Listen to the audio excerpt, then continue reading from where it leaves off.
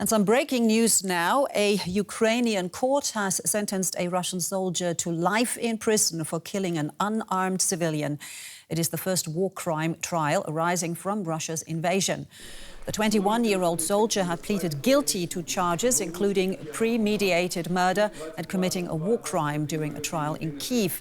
It's the first war crime trial held and is likely to be one of many. The young sergeant admitted he shot dead a 62-year-old civilian on a bicycle in the eastern Sumy region on February the 28th. Ukraine's prosecutor general says it is investigating nearly 11,000 potential war crimes. DW's Max Sander joins me now from the courthouse in Kyiv. Max, a verdict of life in prison has just been announced. What more can you tell us?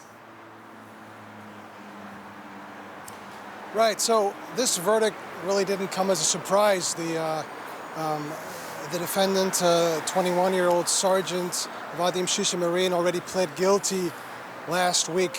But it took the presiding judge, nevertheless, almost an hour to present the case, present the evidence, and at the end of which he found this man guilty of violating laws and customs of war. And as you said, he has been found guilty of killing a 62-year-old man in the Sumy region.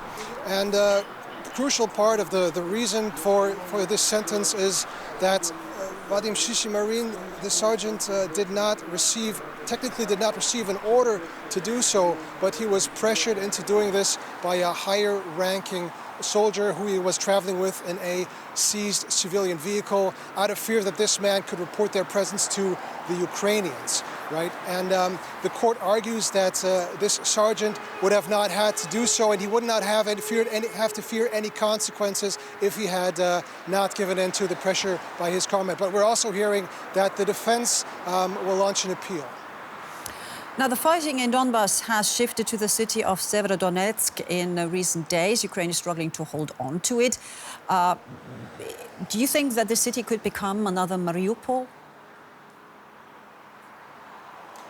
I mean, there are fears that this could become the situation there. Yes, Russia has been pushing forward with all they have in the southeastern territories of Ukraine in the Donbas region.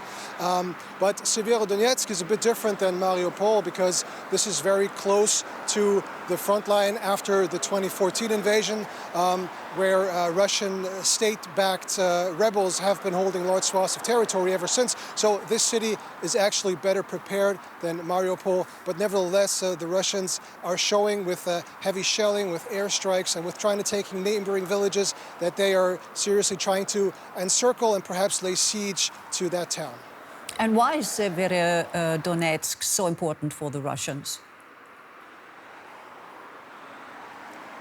Well, the town is of strategic importance. It's one of the largest towns in that area. And secondly, it's the last stronghold of the Ukrainian forces. It's the last pocket of defense, so to say. And the Russians have claimed after they were not able to have taken Kyiv and the large parts of the country, they're shifting their focus to the southeast, that they would focus now on Donbas and Luhansk. And in Luhansk, this is actually the last city that is in control of the Ukrainians. So taking it would bring the Russians further to their acclaimed goal that they would, so to say, in their eyes, liberate these areas. All right, Max Sander there reporting for us from Kyiv. Thank you so much, Max.